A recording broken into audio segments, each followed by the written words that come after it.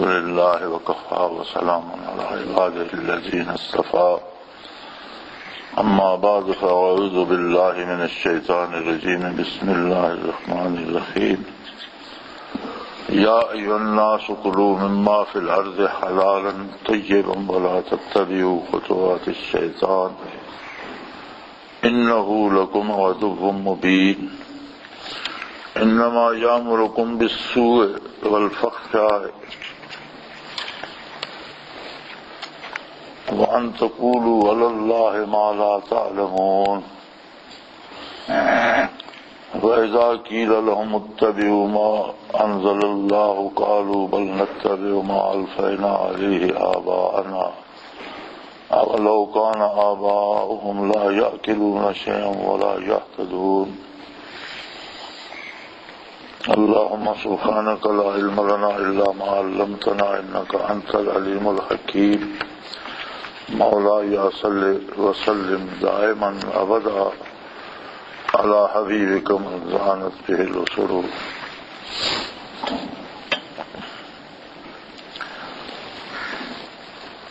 خطاب الناس کو ہے، پوری انسانیت کو ہے کہ اے لوگو کلوا مما فی الارض حلالا طیبا،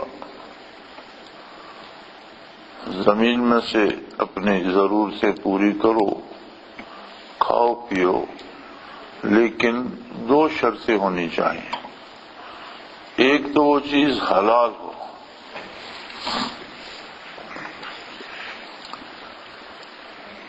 حلال روزی کے لیے معروف ذرائع ہیں، اور روزی کے حرام ہونے کے لیے یہی کافی ہے کہ وہ ان معروف ذرائع سے حاصل نہ ہو۔ معروف ذرائع ہیں چار۔ آدمی کھیتی باڑی کرتا ہے، ایک معروف ذریعہ ہے حصول رزق کا۔ تجارت کرتا ہے، حصول رزق کا ایک معروف ذریعہ ہے۔ آگے کھیتی باڑی کے، تجارت کے اپنے اپنے اصول ہیں۔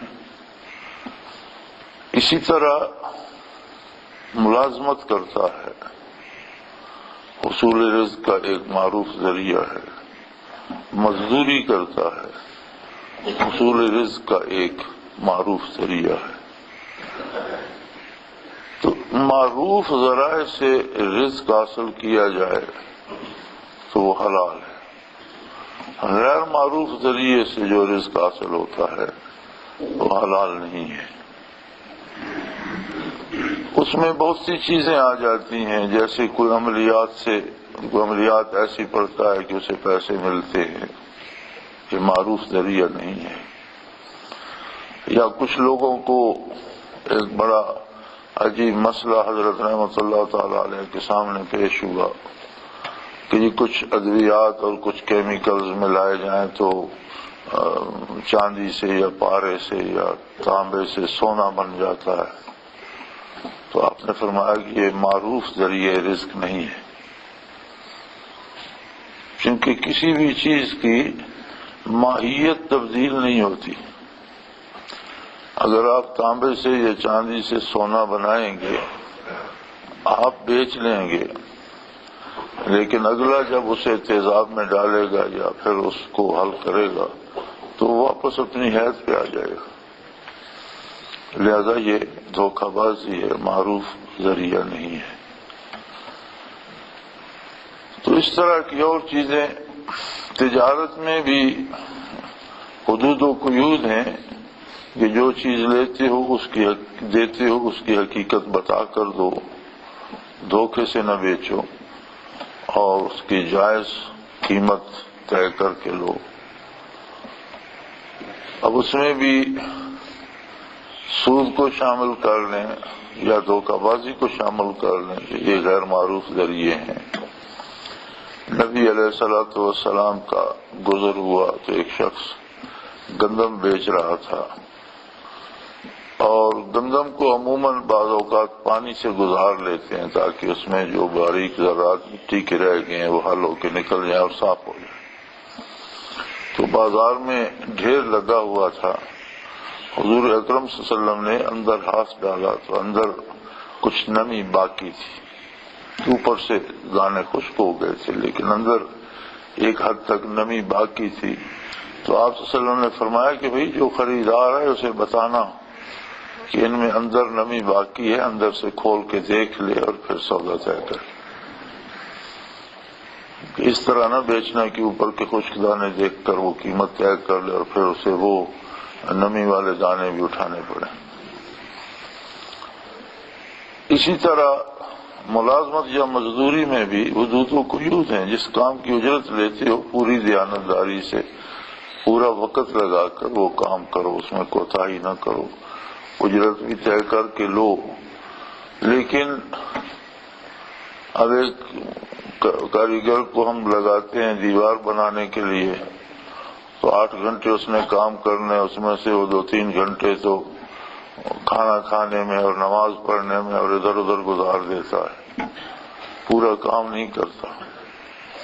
ایسا بھی دیکھا گیا ہے کہ جو ویسے نماز نہیں پڑھتے تو مزدوری پہ لگے ہوں تو وہاں ضرور پڑھتے ہیں کہ چلو کچھ تھوڑا سا، یعنی کام چوری نہ کی جائے، اس میں اجرت بھی پوری لی جائے، کام پورا کیا جائے. اسی طرح دفتری لوگوں کو ہم دیکھتے ہیں ملازمت کرتے ہیں لیکن دفتر میں بیٹھے گپ لگا رہے ہوتے ہیں، چائے پی رہے ہوتے ہیں، ٹی وی دیکھ رہے ہوتے ہیں، کرکٹ کے میچ دیکھ رہے ہوتے ہیں اور وقت گزار کے آ جاتے ہیں. پابندی صرف یہ ہوتی ہے کہ بر وقت پہنچ جائیں اور چھٹی کو وقت چھٹی ہو جائے.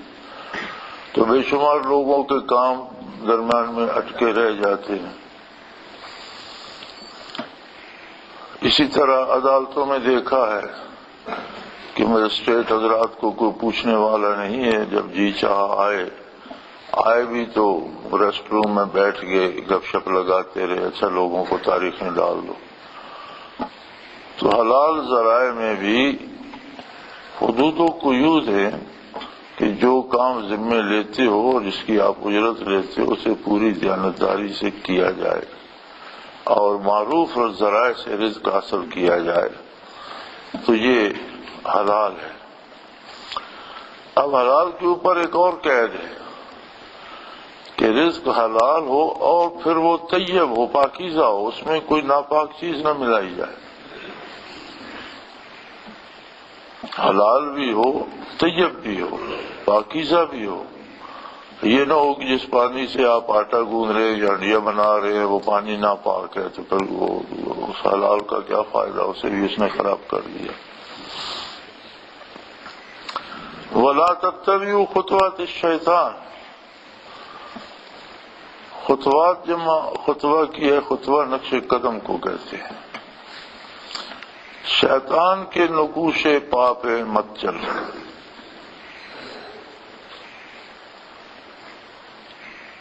شیطان ایک تو جنوں میں سے ہے ابلیس اور اس کی اولاد ہے. تو ابلیس نے چونکہ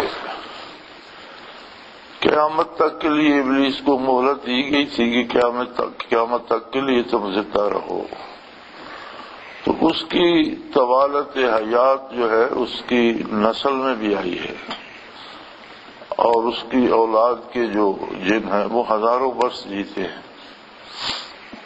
بلکہ سیرت طیبہ میں ملتا ہے کہ ایک بوڑھے ضعیف جن نے نبی علیہ الصلوۃ والسلام کی زیارت کی اور آپ کو موسیٰ علیہ السلام کا سلام پہنچایا کہ میں نوجوانی میں ان کے ساتھ مسلمان ہوا تھا اور انہوں نے مجھے فرمایا تھا کہ تمہاری عمریں طویل ہوتی ہیں، اگر تم نبی آخر الزمان کا زمانہ پاؤ تو ضرور حاضر ہونا اور میرا سلام بھی عرض کرنا. جو شیطان کی نسل ہے اس کی عمر بہت زیادہ ہوتی ہے، ہزاروں برسوں میں. وہ جو اس کی عمر کو طوالت دی گئی ہے اس کا اثر اس کی اولاد میں بھی ہے. شاہ عبد العزیز دہلوی رحمۃ اللہ تعالی علیہ لکھتے ہیں کہ میں تابعی ہوں اس لیے کہ میں نے ایک صحابی جن کی زیارت کی ہے. تو وہ فرماتے ہیں کہ مجھے کچھ جن ساتھ لے کے گئے جہاں مجھے وہ لے گئے وہاں ان کا ایک سردار تھا اور ایک عدالت لگی ہوئی تھی اور ایک آدمی کو انہوں نے پکڑا ہوا تھا، اور مسئلہ زیر بحث یہ تھا کہ ہمارا ایک جن جو سانپ کی شکل میں متشکل ہوا تھا اسے اس نے مار دیا، تو اس سے اس کے بدلے میں قتل کیا جائے یا نہ کیا جائے، شرعی مسئلہ کیا ہے؟ تو لکھتے ہیں کہ میں نے انہیں بتایا کہ عہد نبوی علیہ صاحب الصلاۃ والسلام میں ایک جن کو صحابہ نے مار دیا، ایک صحابی نے مار دیا تھا جو سانپ بن کر ان کے صحن میں گھوم رہا تھا، تو اس کے بدلے میں جنہوں نے اس صحابی کو شہید کر دیا، جوان آدمی تھا، تو صحابہ کرام اس کی میت لے کر بارگاہ نبوی میں گئے کہ جنہوں نے اسے ظلماً شہید کر دیا ہے، آپ دعا فرمائیں یہ زندہ ہو جائے۔ تو حضور اکرم صلی اللہ علیہ وسلم نے فرمایا کہ دعا سے زندہ تو ہو سکتا ہے، لیکن اب یہ نجات یافتہ ہے اور اللہ کے نزدیک شہید ہے، اگر پھر زندہ ہوگا تو کون جانے کہ موت کے وقت اس کی صورتحال کیا ہو۔ اگر اس کے باوجود تم لوگ اصرار کرتے ہو تو میں دعا کرتا ہوں انشاءاللہ زندہ ہو جائے گا۔ تو سب نے عرض کی یا رسول اللہ اگر یہ اپنے مقام پہ پہنچ گیا ہے تو اللہ اسے نصیب کرے، پھر اسے امتحان میں ڈالنا مناسب نہیں ہے۔ اس پر نبی کریم صلی اللہ علیہ وسلم نے ارشاد فرمایا کہ آئندہ جو جن کسی موذی جانور کی شکل میں متشکل ہو، جیسے سانپ ہے یا بھیڑیا ہے یا کوئی جو ایذا دینے والا جانور ہے، اور وہ مارا جائے تو اس کا کوئی قصاص نہیں ہوگا، جنوں کو احتیاط کرنی چاہیے، کیونکہ وہ مختلف اشکال میں متشکل ہو سکتے ہیں، اور جب وہ مجسم ہوتے ہیں کوئی جانور کی شکل اختیار کرتے ہیں تو انہیں پکڑ لیا جائے تو پکڑے جاتے ہیں، جب تک چھوڑے نہیں شکل تبدیل نہیں کر سکتے، یا مار دیں تو مر جاتے ہیں۔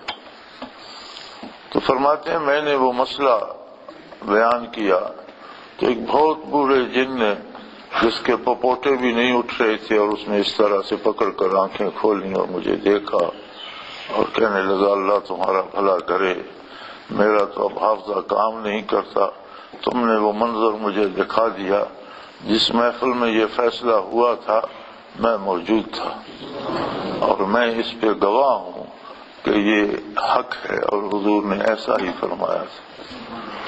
تو وہ لکھتے ہیں اپنی کتب میں کہ میں تابعی ہوں، میں نے صحابی کی زیارت کی ہے۔ تو اس اعتبار سے شیاطین کی تعداد بہت زیادہ ہے۔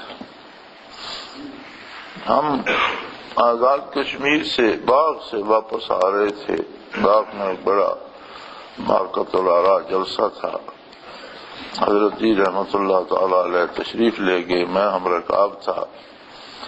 آج کل کی طرح کنوینس نہیں ہوتی تھی، مشکل سے ملتی تھی اور بڑا وقت صرف ہوتا تھا، تو پنڈی سے ہم اس باغ کی بس پہ راجہ بازار سے بسیں جاتی تھی بیٹھے، تو واپسی پر چونکہ پہاڑی علاقوں میں یہ جنات کا مرض زیادہ ہے، زمین پر انسانوں سے پہلے جن آباد تھے اور انہیں پہاڑوں کی طرف ہنکا دیا گیا اور زمین خالی کرا لی گئی، تو اب بھی جو طاقتور قسم کے جن ہیں وہ پہاڑی علاقوں میں زیادہ ہیں۔ یہ ہمارا تجربہ ہے، آزاد کشمیر میں دیکھا، گلگت وغیرہ اور چترال کے علاقوں میں دیکھا، تو وہاں بہت بھی ہیں، کثرت میں بھی ہیں اور طاقتور بھی ہیں، بہت بڑے بڑے ہیں۔ تو اس پہ بات چلی تو حضرت فرمانے لگے کہ اس وقت روئے زمین پر جتنی آبادی انسانی ہے تقریباً اس سے 9 گنا زیادہ آبادی جنات کی ہے، چونکہ وہ پہلے سے ہیں، پھر جو زمین میں داخل ہوئے تو اب تو وہ ہر ساری زمین پہ بستے ہیں، لیکن اس کے باوجود جو بہت طاقتور لوگ ہیں ان کے وہ ادھر ہی رہتے ہیں پہاڑوں میں۔ جتنی آبادی جنات کی ہے، شیطان کی اولاد جو ہے وہ اس سے کم از کم 9 گنا زیادہ ہے۔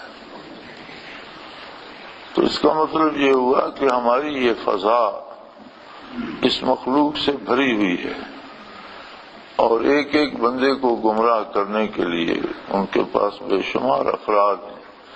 جنوں کی اکثریت بھی گمراہ ہے، بنیادی طور پر تو مزاج ان کا بھی ناری ہے، اور بہت کم نور ایمان سے بہرور ہیں جو مسلمان ہیں، وہ بہت تھوڑے ہیں، اکثریت جو ہے وہ غیر مسلم ہوتی ہے۔ ایک اور مسئلہ آپ اگر غور فرمائیں تو اس عہد میں بہت عام ہے، اور میں نے یورپ اور مغربی ممالک میں دیکھا ہے کہ وہ لوگ سارا دن کھاتے رہتے ہیں۔ یہ تجربہ ہوا کہ ہم ایک ایئرپورٹ پہ بیٹھے ہیں، وہاں انہوں نے جی بھر کے کھانا کھا لیا، جہاز میں سوار ہوئے تو پھر کھانا ٹائم تھا کھانے کا، کھانا سرو ہوا، وہاں انہوں نے پیٹ بھر کے کھا لیا۔ میرے خیال میں آدھے پونے گھنٹے کی فلائٹ تھی، گھنٹے کی ہوگی، اگلی ایئرپورٹ پہ اترے تو انہوں نے وہاں پھر کھانا کھا لیا۔ تو یہ حیرت ہوتی تھی کہ ایک بندہ 2-3 گھنٹوں میں کس طرح بار بار جتنا کھانا اس کی طلب ہے اتنا پھر کیوں کھا لیتا ہے، یا سارا دن منہ ہلاتے رہیں گے، کچھ نہ کچھ چیز منہ میں ڈالتے رہیں گے، کھاتے رہیں گے۔ تو ہوتا یہ ہے، یہاں ہم اپنے گھروں میں بھی دیکھتے ہیں کہ بندے 3 ہیں، کھانا 10 بندوں کا کھا جاتے ہیں، آٹا دال پورا ہی نہیں ہوتا۔ جنوں کی خوراک ہے، چونکہ یہ ایک غیر مرئی نظر نہ آنے والی مخلوق ہے، تو غذا میں جو انرجی ہوتی ہے، جو طاقت ہوتی ہے، جو نظر نہیں آتی، جو کھانا حل ہونے کے بعد وجود کو ملتی ہے، وہ ان کی غذا ہوتی ہے۔ تو یہ کھانے میں سے وہ جو انرجی ہے، اگر کھانا حرام کا ہے تو پھر انہیں کوئی روکنے والا ہی نہیں، حلال ہے اور اس میں ناپاک مل گیا پھر بھی انہیں کوئی روک نہیں سکتا۔ تو چونکہ ہم احتیاط نہیں کرتے، کھانا حلال نہیں ہوتا، پھر پاکیزہ نہیں ہوتا، تو اس میں سے انرجی تو وہ سک کر لیتے ہیں، وہ کھا لیتے ہیں، ان کی موج ہو جاتی ہے۔ پیچھے رہ گئے پھوگ، وہ جس کی مرضی کھاتا رہے، ایک بندہ 10 بندوں کی خوراک کھائے گا تب جا کر اس کی بھوک مٹے گی یا اس کے بدن کی ضرورت پوری ہوگی۔ تو جہاں یہ نہیں ہے وہاں اتنا خرچ نہیں ہوتا۔ آپ یہاں دارالعرفان کے اخراجات میں سے دیکھ لیں کہ 10 روٹیاں کھانے والا بندہ بھی یہاں ایک پھلکے پہ بھی اس کا پیٹ بھر جاتا ہے۔ اس کی وجہ یہی ہوتی ہے کہ یہ غذا حلال ہوتی ہے اور پاکیزہ ہوتی ہے۔ تو جہاں بھی جس گھر میں بھی اس کا خیال رکھا جائے وہاں غذا کا حاصل بھی ہوتا ہے، تعمیر بدن بھی ہوتی ہے، اخراجات کم ہو جاتے ہیں، اور یہ جنات وغیرہ یہ نہیں کھا سکتے۔ اب یہ جتنے چڑھاوے ہم خانقاہوں پہ چڑھا کر دیگیں پکاتے ہیں اور جتنے وہاں چیزیں کھانے پینے کی چھوڑ آتے ہیں، تو یہ سارا موج میلہ انہی کا ہوتا ہے۔ اور جو حلال کو اس کا پابند اور عقیدت مند رکھنے کے لیے کبھی کسی کو ڈرا بھی دیں یا کبھی کسی کو خواب میں بھی دکھائی دے جائیں تو ان کے لیے یہی دلیل کافی ہوتی ہے، وہ ادھر بھاگتے رہتے ہیں۔ تو عموماً دیکھا یہ گیا ہے کہ ایسی خانقاہوں پہ ان کی بڑی آبادیاں ہوتی ہیں، وہاں مفت میں غذا ملتی ہے، حالانکہ ان کے لیے بھی حلال یہ ہے کہ اللہ کریم نے ان کی غذا 2 چیزوں میں منحصر کر دی ہے۔ اجناس جو جانور کھاتے ہیں، تو جانور کے گوبر میں یا جانور کے پیٹ میں اس سے 100% غذائیت نکلتی نہیں ہے، وہ کم و بیش آدھی یا اس سے کم خارج ہو جاتی ہے اس کے گوبر میں، اس میں وہ انرجی موجود ہوتی ہے۔ تو ان کے لیے حلال یہ ہے کہ اس سے انرجی حاصل کریں، یا حلال جانور جو مسلمان کھاتے ہیں اور اس کی وہ ہڈیاں چھوڑ دیتے ہیں تو ان میں انرجی ہوتی ہے باقی. اسی لیے حدیث شریف میں ہڈی سے یا گوبر سے پیشاب صاف کرنا منع ہے کہ یہ دو چیزیں ان کی غذا ہیں اور انہیں خراب نہ کیا جائے. تو ایک تو یہ بے شمار مخلوق ہے، پھر جب آدمی کی غذا بھی حلال نہ ہو اور طیب نہ ہو تو اس میں ان سے دفاع کی استعداد نہیں رہتی، اسے وہ اپنے پیچھے آسانی سے لگا لیتے ہیں.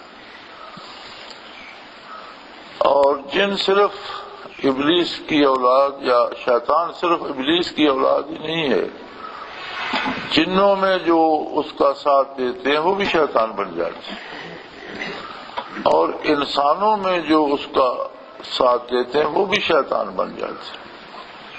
تو نبی علیہ الصلوۃ والسلام نے فرمایا کہ انسانوں میں سے جو شیطان بن جاتے ہیں وہ اس شیطان سے جو ابلیس سے زیادہ خطرناک ہے، کہ وہ دل میں خیال ڈال سکتا ہے،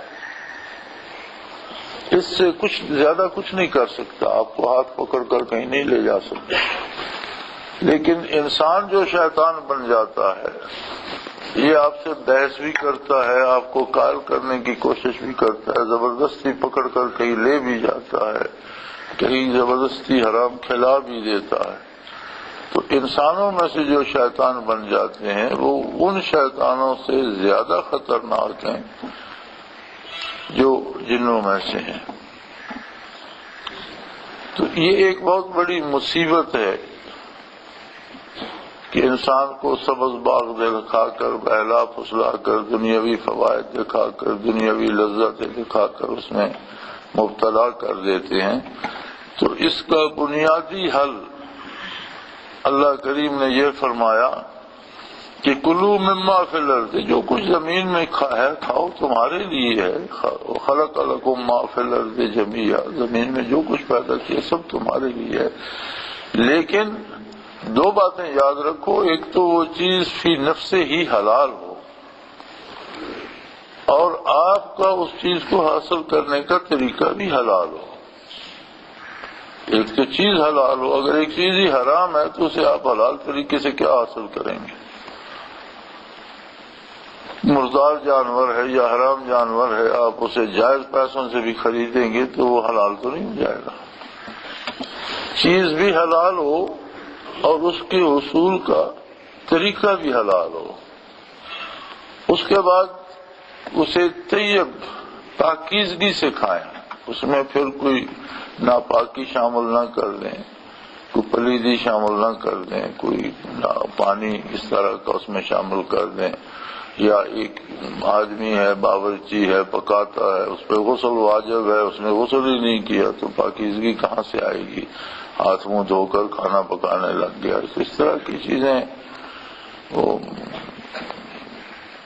برتن دھونے میں غیر محتاط ہوتے ہیں تو پاک پلید کی پرواہ نہیں کرتے. بلکہ میں نے یہ دیکھا ہے کہ ہماری خواتین چھوٹے سے گڑھے میں پانی کھڑا ہے، وہ پانی خود ناپاک ہے، یہ اس میں کپڑا دھو کر پاک کر لیتی ہیں. ایسی کوئی کرامت ہے، عجیب بات ہے کہ وہ پانی خود ناپاک ہے، اس میں کتے بلے ہر کوئی داخل ہو رہے ہیں اور تھوڑا سا پانی ہے، اس میں کپڑا دھو کر پاک کر لیتے ہیں. کیسی عجیب بات. تو یہ دو چیزیں جو ہیں کہ زمین کی چیزیں استعمال کرو، لیکن شرط یہ ہے کہ حلال ہو، فی نفس ہی حلال ہو، اس کے حاصل کرنے کا طریقہ حلال ہو، اور پھر اس پہ شرط ہے کہ وہ طیب ہو، پاکیزہ ہو، پاک صاف ہو. اگر آپ یہ محنت کریں گے تو اللہ کریم شیطان کی پیروی سے بچنے کے لیے آپ کی حفاظت فرمائے. وَلَا تَتَّبِعُوا خُطُوَاتِ الشَّيْطَانِ، شیطان کے نقوش قدم پر مت چلو. لیکن اس کے پہلے یہ ارشاد فرما دیا کہ حلال اور طیب کھاؤ تاکہ تم اس سے بچ سکو. یعنی جو شخص محنت کرتا ہے اور حلال طریقے سے روزی کماتا ہے اور اس سے حلال رزق خرید کر کھاتا ہے اور اسے طیب پاکیزہ کر کے کھاتا ہے تو اللہ کریم اس کی حفاظت فرماتے ہیں اور وہ شیطان کے نقش قدم پر چلنے سے بچ جاتا ہے۔ اس لیے کہ شیطان جو ہے انہ لکم عدو مبین، وہ تمہارا کھلا کھلا دشمن ہے، انسان کا دشمن ہے۔ اسے دوستی مسلمان سے تو دشمنی ہے ہی، دوستی کافر سے بھی نہیں ہے۔ اس لیے یہ حکم دیا جا رہا ہے یا ایھا الناس، ساری اولاد آدم کو، کہ اگر کوئی نور اسلام سے بہرہور نہیں ہے تو وہ تو شیطان کی گود میں بیٹھا ہے، لیکن اگر وہ بھی یہ کوشش کرے کہ جائز وسائل سے حلال روزی حاصل کرے اور اسے پاکیزہ کر کے کھائے تو عین ممکن ہے کہ اللہ کریم اسے شیطان کے چنگل سے نجات دے دیں اور اسے نور ایمان نصیب ہو جائے۔ اور جو پہلے سے مومن ہے، جس کے پاس نور ایمان ہے، اس کے نور ایمان میں مزید ترقی ہو اور اللہ کریم اسے شیطان کی پیروی سے بچائے اور اسے مزید قرب الہی حاصل ہو۔ اس لیے کہ شیطان انسان کا ازلی دشمن ہے، وہ کسی کی بھی بہتری نہیں چاہتا۔ اب یہ کیسے پتہ چلے کہ ہم شیطان کے پیچھے چل رہے ہیں؟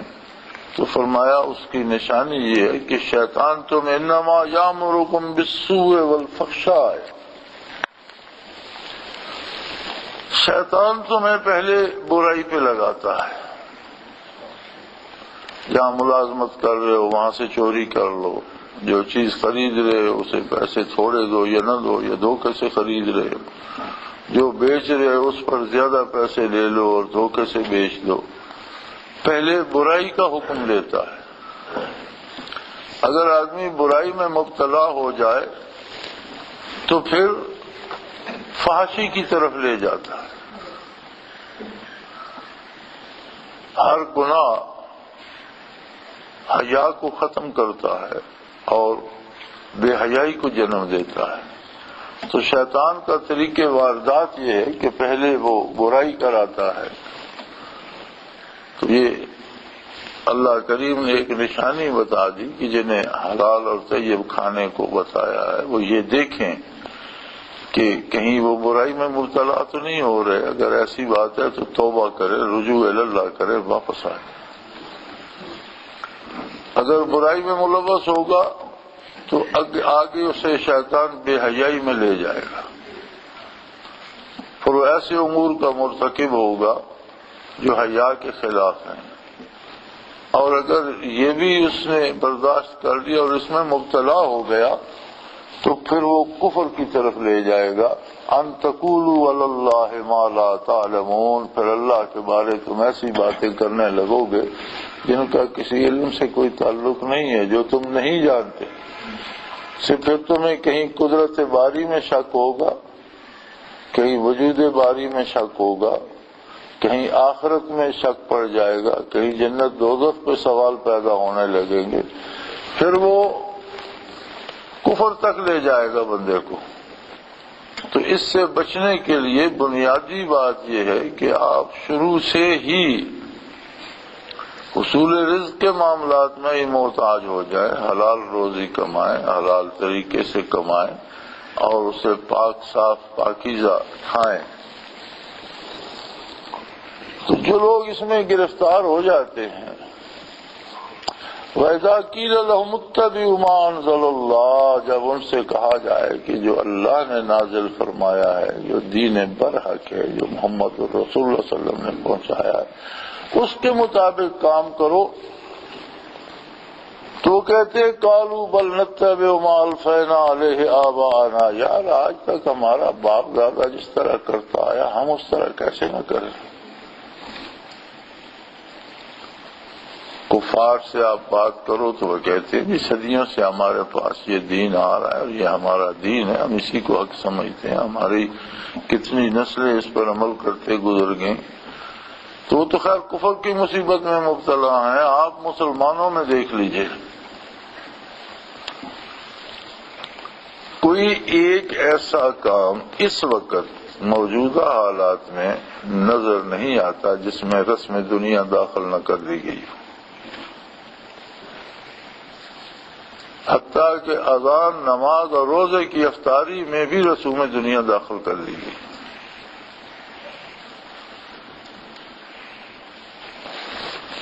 یہاں میں دیکھتا ہوں منارہ ایک چھوٹا سا گاؤں ہے، یہاں دارالعرفان میں ہوٹل بجتا ہے تو کچھ لوگ اعلان کر دیتے ہیں کہ بھئی روزہ افطار ہو گیا،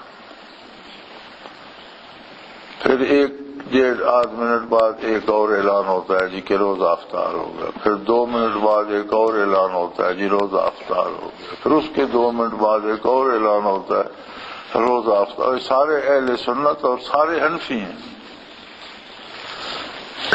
تو یہ کیا وجہ ہے کہ 8 منٹ کا فرق ان میں کیوں ہے؟ گنتی کے چند 100 افراد ہیں، اپنی اپنی آنا اس میں داخل ہے۔ اب جی انہوں نے ہوٹل بجایا تو ہم چھوڑ دیں، تو یہ تو ان کی بات بن گئی نا، وہ پیشوا بن گئے۔ اسی طرح کوئی آدمی فوت ہو جاتا ہے تو امور شرعی کا لحاظ کم رکھا جاتا ہے۔ اب غسل کفن تو مجبوری ہے، لیکن رسومات ساری وہ ادا کریں گے جو باپ دادا سے ورثہ میں ملی ہیں۔ وہی ہمارے سارے اس طرح کرتے تھے، کہ کرتے تھے، اگر باپ دادا غلط کرتے تھے تو یہ کوئی دلیل تو نہیں، اور کچھ نہیں ہو سکا تو پھر وہ اس کے 30واں جی ہے جی، اب کل ہے جی، اب 10واں ہے جی، اب 40واں ہے جی، پتہ نہیں کیا کیا کہاں سے لے آئے۔ کچھ بھی نہیں ملتا کسی چیز کا، کوئی شرعی ثبوت تو ہے نہیں۔ عبد القیوم شہید ہو گیا، اللہ اس کی عبادت قبول فرمائے، ہم نے تو کوئی 30واں کوئی 10واں کچھ بھی نہیں کیا، کچھ بھی نہیں ہوا۔ شرعی طریقہ ہے، جب میت آ گئی جلدی سے جلدی اسے دفن کرو، یا میت پہنچی تو سب نے کہا جی کل دفن کریں گے، میں نے کیوں کل دفن کریں جی، قبر نہیں، میں نے قبر میں لگ جاؤ، جلدی سے بنا لو، روزہ افطار کر کے مغرب کی نماز پڑھ کے اتنے تک قبر بن جائے گی، ابھی تو زور کا وقت ہے، مغرب تک قبر تیار کر لو، مغرب کے بعد دفن کر دیں گے۔ قبر کا ہی انتظار کرنا ہے نا، اب یہ ضروری تو نہیں ہے کہ میت کو رات بھر رکھنے سے کیا ہوگا، جبکہ حکم شرعی ہے کہ جتنا جلدی ممکن ہو دفن کیا جائے۔ تو افطاری اور مغرب کی نماز کے بعد جنازہ ہوا اور عشاء سے پہلے دفن ہوا۔ دفن میں بھی کتنی رسومات ہیں، یہاں یہ کیا جائے یا وہ، اس کا کوئی شرعی ثبوت نہیں ملتا۔ شادی میں کتنی رسومات ہیں جن کی کوئی شرعی دلیل نہیں ملتی، تو اس پہ دلیل کیا ہوتی ہے؟ تو جی اسی طرح سے تو ہوتا آ رہا ہے سارے باپ دادا سے، اب ہم نہیں کریں گے تو ناک کٹ جائے گی۔ وہ کون سی ناک ہے بھی جو شریعت پر عمل کرنے سے کٹتی ہے؟ اس کا بچانا صحیح نہیں ہے، اس کا کٹانا ہی صحیح ہے۔ اگر شریعت پر اور سنت پر عمل کرنے سے ناک کٹتی ہے تو اس کا کٹ جانا ہی بہتر ہے، کہ ناک کے بغیر گزارا ہو سکتا ہے لیکن شریعت کے بغیر گزارا ممکن نہیں ہے۔ تو اس طرح کی رسومات مسلمانوں میں بھی عام آ گئی ہیں۔ وَإِذَا قِيلَ لَهُمُ اتَّبِعُوا مَا أَنزَلَ اللَّهُ، جو کچھ اللہ نے نازل کیا ہے۔ اب جو اذان محمد الرسول اللہ صلی اللہ علیہ وسلم نے جس کا حکم دیا اور پچھلی 14 صدیوں میں وہی اذان ہوتی رہی، اب 15ویں صدی میں آ کر اس کے ساتھ پتہ نہیں کیا کیا شامل ہو گیا، اور مؤذن کی مرضی ہے، ہر مسجد کا مؤذن اپنی مرضی سے اس میں جو چاہے آگے پیچھے لگا لے، کوئی چیز اس میں مستقل بھی نہیں ہے۔ صحابہ کی اذان ہوتی رہی، تابعین تبع تابعین کی ہوتی رہی، 1400 سال مسلمانوں کی ہوتی رہی، اب اس میں آپ نے اضافے کیوں شروع کر دیے ہیں؟ وہ جی بس جو نہیں کریں گے، جو نہیں کرتا وہ وہابی ہے، وہ منکر ہے، وہ توہین رسالت کا مرتکب ہے، یہ جو نافرمانی کر رہا ہے یہ خود مرتکب نہیں ہے، اور جو حضور کے حکم کے مطابق کر رہا ہے وہ نافرمان ہے۔ یہ کیسی عجیب بات ہو گئی۔ یہ چیزیں کیوں آتی ہیں؟ حرام کھانے سے ناپاک کھانے سے انسان شیطانوں کے پیچھے چل پڑتا ہے اور شیطان اسے برائی میں مبتلا کرتا ہے، پھر دین سے ہٹانے کے لیے دین میں بدعت کو رواج دیتا ہے، اور یوں آدمی کو اللہ اسے بچا لے تو اور بات ہے، ورنہ یہ اسے کفر تک گھسیٹ کر لے جاتا ہے۔ وَإِذَا قِيلَ لَهُمُ اتَّبِعُوا مَا أَنزَلَ اللَّهُ قَالُوا بَلْ نَتَّبِعُ مَا أَلْفَيْنَا عَلَيْهِ آبَاءَنَا أَوَلَوْ كَانَ آبَاؤُهُمْ لَا يَأْكُلُونَ شَيْئًا وَلَا يَهْتَدُونَ۔ وہ کہتے ہیں جی بابا و اجداد کی پیروی کریں گے، خواہ آبا و اجداد جاہل بھی ہوں اور بے عمل بھی ہوں، بے راہ بھی ہوں۔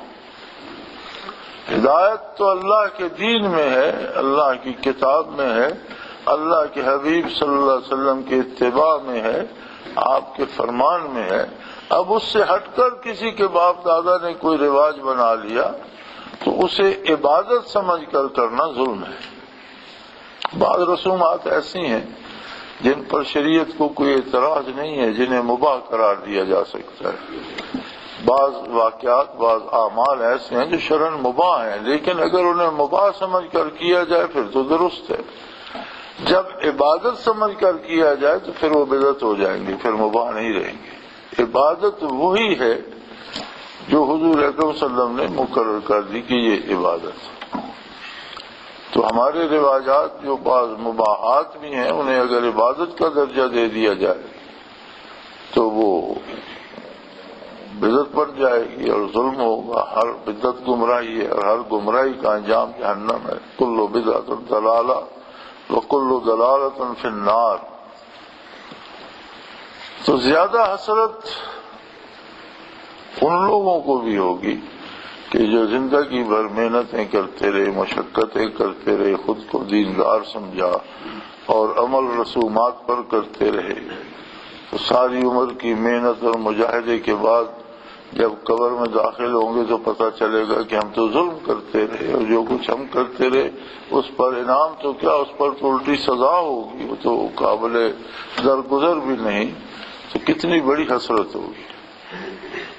لہذا زندگی کی سانسوں کو اللہ کریم نے پوری زندگی کے لیے یہ نسخہ بتا دیا ہے کہ رزق حلال کھاؤ اور طیب کھاؤ۔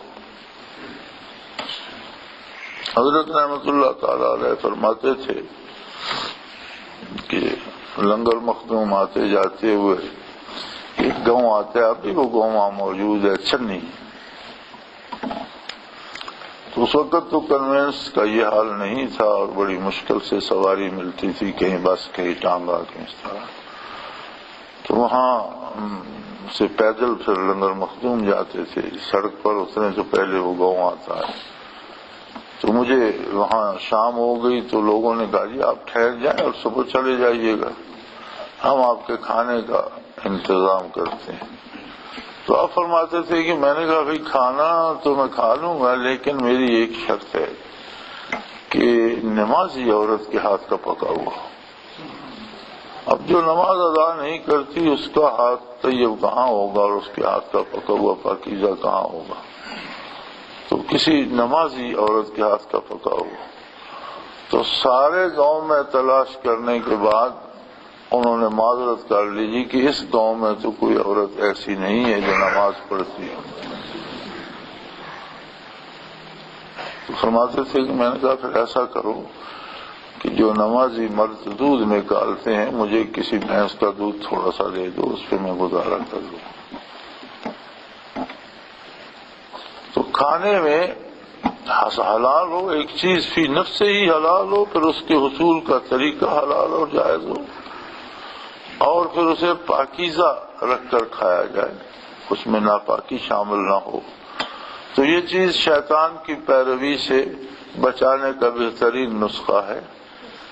اور اگر کوئی شیطان کی پیروی میں پھنس گیا تو وہ برائی کا حکم دے گا، برائی میں مبتلا ہو گیا تو پھر بے حیائی کا حکم دے گا، بے حیائی میں مبتلا ہو گیا تو پھر اس کے منہ سے ایسے کلمات نکلوائے گا اللہ کی ذات کے بارے، نبی کریم صلی اللہ علیہ وسلم کے بارے، دین کے بارے، کہ جو جہالت ہوں گے، جو وہ نہیں جانتا، یعنی اسے کفر تک پہنچائے گا۔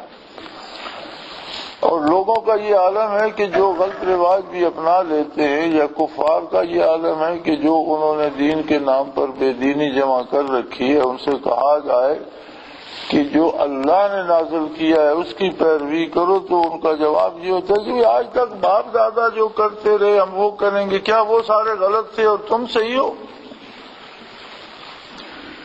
ہمارے باپ دادا سارے جو کرتے تھے وہ غلط کرتے تھے اور تم آج صحیح آ گئے اور تمہیں پتہ چل گیا ہے، وہی بات ماننے کو تیار ہوتے۔ حالانکہ فرمایا وَلَوْ كَانَ آبَاؤُهُمْ لَا يَأْكُلُونَ شَيْئًا وَلَا يَهْتَدُونَ، حالانکہ ان کے باپ دادا ایسے جاہل ہوں کہ کسی چیز کی انہیں خبر بھی نہ ہو اور نہ ہی وہ ہدایت پر ہوں۔ اگر باپ دادا ہدایت پر ہوں تو پیروی تو پھر تو ہدایت کی پیروی ہوئی، باپ دادا کی پیروی تو نہیں ہے، وہ تو ہدایت اللہ کی ہدایت کی پیروی ہے۔ اور دین ہے ہی توارث، ہم پہلوں کی پیروی میں کرتے ہیں سارے کام، لیکن شرط یہ ہے کہ وہ باعقل ہوں اور ہدایت پر ہوں، بے وقوف یا جاہل اور گمراہ نہ ہوں۔ وآخر دعوانا الحمد للہ رب العالمین۔